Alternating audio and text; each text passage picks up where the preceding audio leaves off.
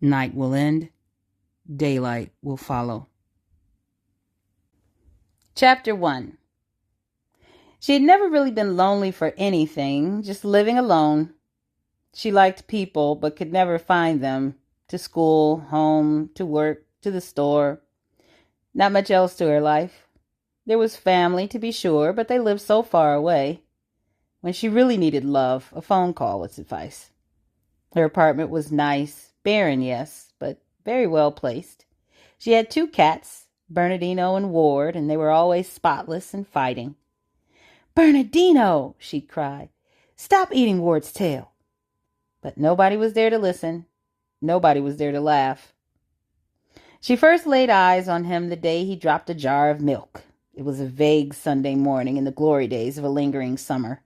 She had resumed her coveted position on the balcony, listening in on the lives of a million men in the city. There was a commotion over an accident in a parked car. "You have no right to park here, anyway. Do you live in this apartment?" Whiz! And it went right past her head and crashed into the sidewalk floors below. She looked up. He stood there, pale, embarrassed, dazed. His eyes radiated shock. She watched him. He stared at his hand, then almost at her.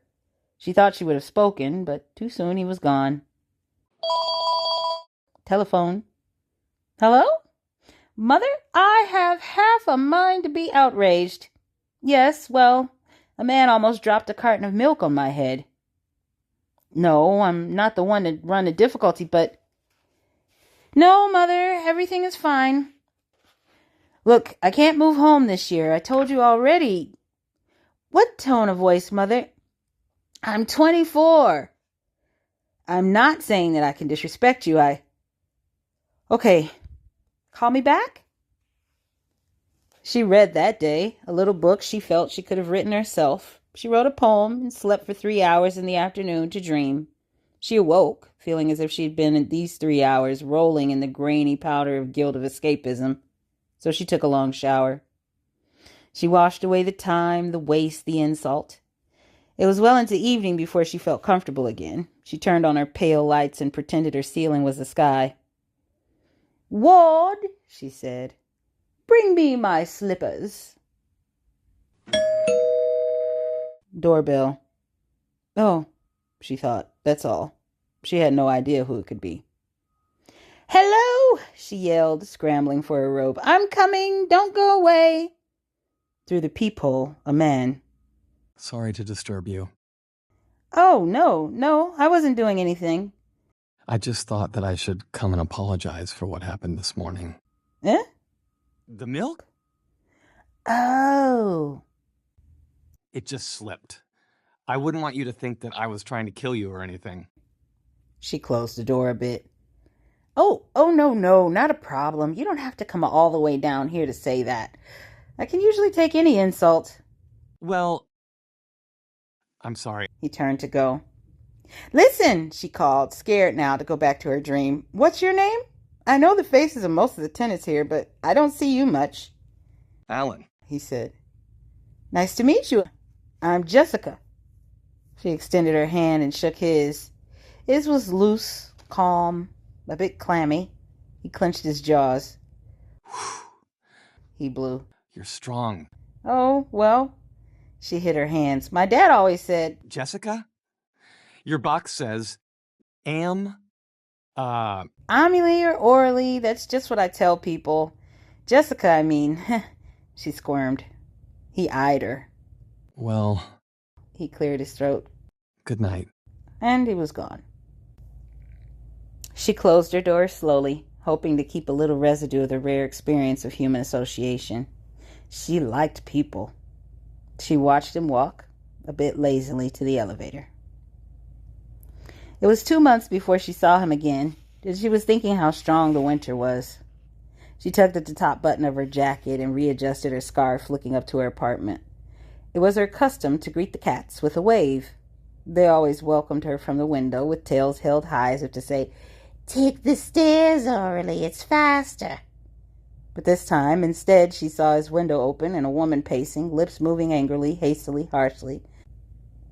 She heard him say, "Why don't you just get out, Patricia?" The woman came to the window. It's amazingly fresh today, Alain. Don't you think? What if I just leave the window open? Her lips smiled. Orly was searching for a key when a metal object glanced off her shoulder. She looked up. The lady smiled at her and closed the window. Orly picked up the object that glinted from the shadows in spite of the dull winter sky. It was a ring of platinum with 4 gorgeous diamonds set around the imprint of a heart. On the inside it read, "So that we never forget." The woman pushed off the elevator and raced through the front door. Orly thrust her foot out to catch it. She watched the woman get into a taxi with a man who'd been waiting on the street. The car seemed to disappear in a cloud, a yellow flash of exhaust. She didn't say anything about the ring. She glanced over her shoulder at the semi-armed guard just to see if he had seen or what he could be thinking. He mumbled something about the cold. In the elevator, she paused behind the door. She pushed the number for her floor. Then she pushed his. She got off on her floor and found her keys in the bottom of her purse. The ring fell out. "It's not my business," she said. She turned the key in the lock and opened the door with a smile, but the cats sat, both of them, staring her down. "Ow!" She took the stairs to his apartment, just above hers. The door was open. Tap, tap, tap. A dog was at her feet. Trisha, I'm sorry. He said from the living room couch where he sat, his back to the door. I was wrong. He moved as if to rise. She dropped the ring quickly on a table close to the door and closed it to hide, slammed it really. She heard the ring tink, tink from the table to the floor. The dog whimpered. She heard shuffling feet and the nails of the little dog against the hall floor, suddenly active. She heard a small cry. He'd seen the ring. There was a thump at the door and the handle moved. Orly's heart leapt. She escaped by stairwell.